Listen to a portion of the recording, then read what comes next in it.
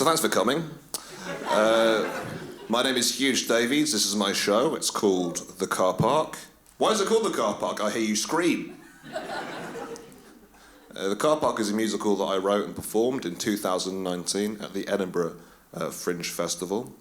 And you know, it's a fun musical. It's a light-hearted musical. You know, it's classic me.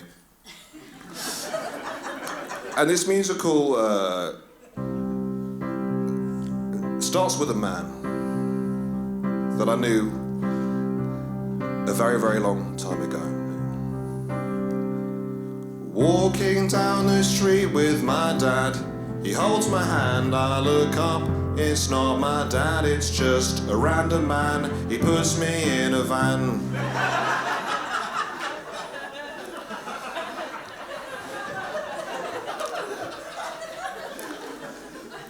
It's part one.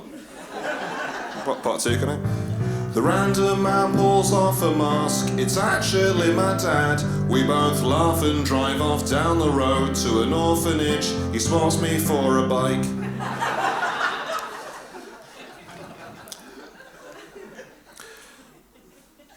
There's 24 parts. The orphanage was just a dream. I wake up in my bed, but someone's painted all the windows black. I'm in a sack, I'm still in this stranger's van. That is about as much of the musical I can perform without an actual van in the venue. See, when I performed it at the Edinburgh Fringe Festival, the show's not just called The Carpark, it's a musical called The Carpark, about a car park, like set in a car park. So the whole thing was in a car park, and then we're here,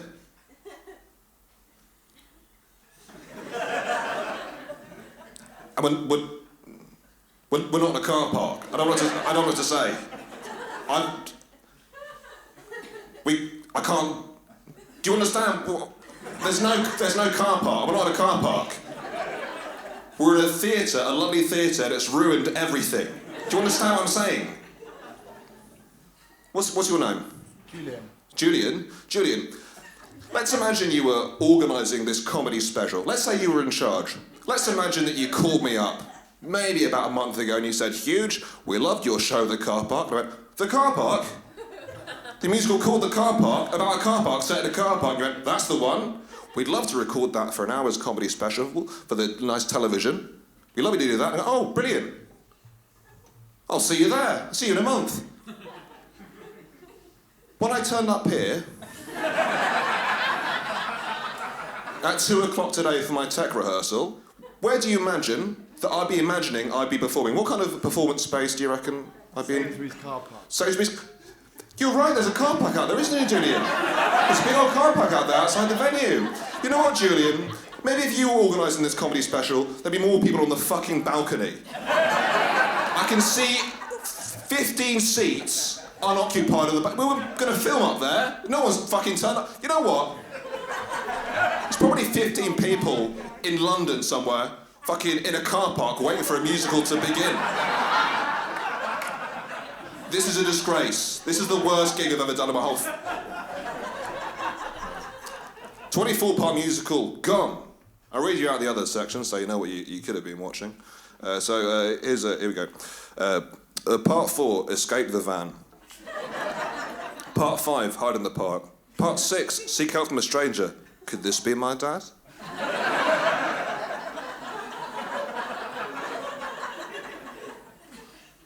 Part 7, It's not my dad, I'm now in another van. Part 8, Escape the van. Part 9, Seek refuge in a car park. Part 10, Get help from a traffic warden. Parts 11 and 12, It's the original stranger, I'm back in the first van. Part 13, Accept the van. The van's your life now. I exit the stage. Part 14, interval. I re-enter the car park in an ice cream van. I hand out Soleros. We bond as an audience. We bond as friends. Part 15, the interval is over. I'm being sold at a car boot sale. It reminds everyone of a slave auction and destroys all of the goodwill I just created in the interval. Part 16, someone recognises me at the car boot sale. Part 17, it's my dad. What a plot twist. Part 18, the stranger sells me and the van to my dad. Part 19, my dad runs a stranger over with the van. That's classic dad. Part 20, we perform a 20-minute percussion instrumental in which we're banging different parts of the van, like in the hit musical Stomp. My favourite section of the show, sad to lose that. Part 21, we inspect the body of the stranger. Part 22, they're wearing a mask. Part 23, take the mask off. Part 24, it's my mum, curtains, end of the show. So, yeah.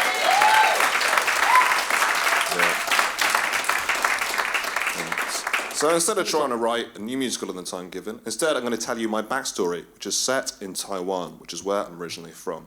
And it's quite a harrowing story, full of loss and betrayal, and it's not very funny, but it does last an hour.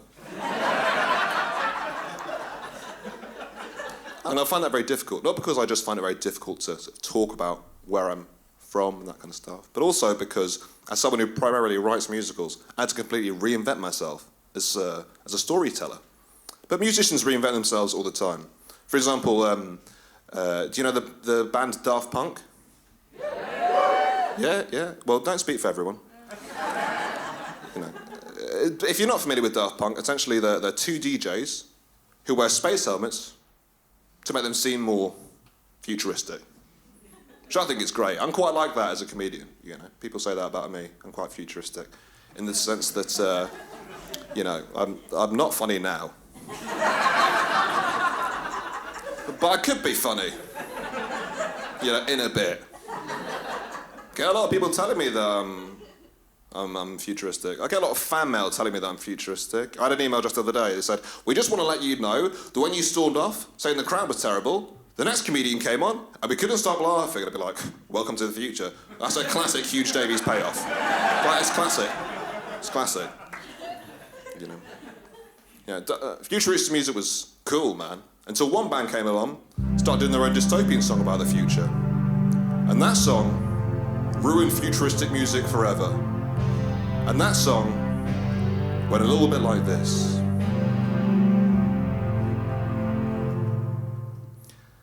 I said I've been to the year 3000. Not much has changed, but they live underwater. Yeah, come on. And your great-great-great-granddaughter, come on. It's pretty fine. It's pretty fine. Now that to me is the most depressing song I've heard in my whole life. To recap, that's a song about someone from the year 2002 going to the year 3000 to have sex with your great-great-great-great-granddaughter. Yeah? Number one, you go year 3000 and everything's underwater. Maybe the rest of the song should be about climate change. That's like our equivalent of Neil Armstrong going to the moon. We go, Neil, what was the moon like? What did you see up there? There must be so much stuff. And he went to the moon. Oh, well, I'll tell you about the moon. I went to the moon. I went to the moon, yeah. And there was no gravity. But I saw some rocks that looked just like some titties. No.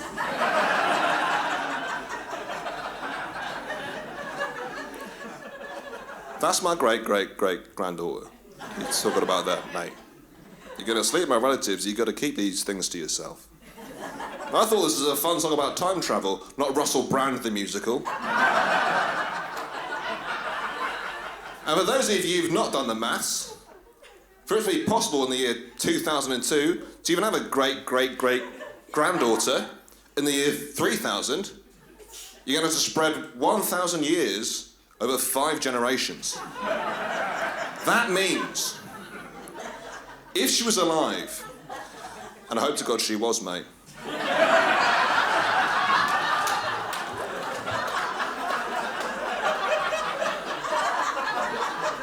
if you spread out the years, average them out, she's going to be minimum, that's 2 centuries old. At this point, she is the oldest woman in the world. Let me paint you a picture. She's in a hospice. She's surrounded by her friends, her family. She's living off her drip, boys. Her bones are Literally dust at this point. Give us some goddamn dignity in death. 2002 was the year Society uttered busted. What's it like in the year 3000? And the best answer you could have got was, well, everybody may have drowned, but we still managed to gangbang a 200-year-old record breaker. Not my future, I'll tell you that for free. Yeah. That song was detrimental to Daft Punk, you know. Detrimental. Futuristic music wasn't cool anymore. And not a lot of people know this, but that song actually caused a rift within Daft Punk, and in 2002, the band split up, right? One of them remained as Daft Punk, doing music about the future, wearing a space helmet. The other started wearing a hood, doing music from the 16th century, performing as Darth Monk.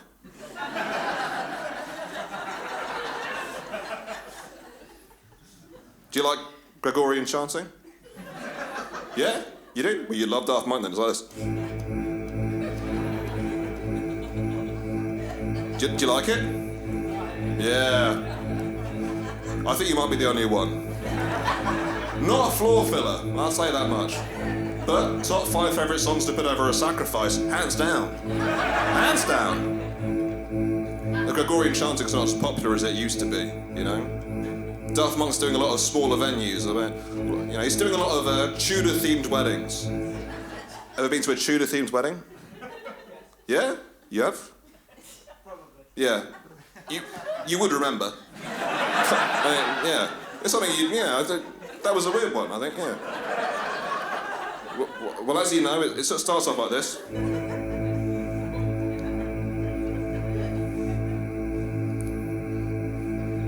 That goes on for about an hour. It's a pretty bleak affair. It's a bleak affair. But Darth Monk, he's just stalling for about 55 minutes, you know. But I do think it's a nice surprise at the end of the gig. There's a payoff. You don't even know you're watching Darth Monk until the beat kicks in. It's like this.